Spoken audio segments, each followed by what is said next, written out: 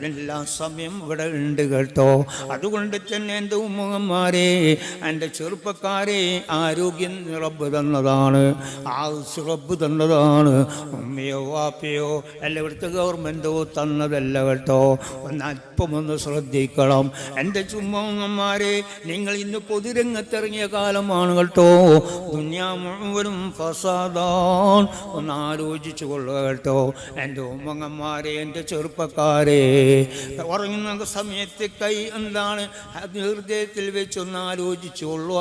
എന്താണ് നമ്മളെ ഖബറിൻ്റെ സ്ഥിതി കണ്ടില്ലേ? നിങ്ങളെ ഖബർ എന്താണ്? പാമ്പുകളാണ് നിറഞ്ഞുകൊണ്ടിരിക്കുകയാണ് മക്കളെ.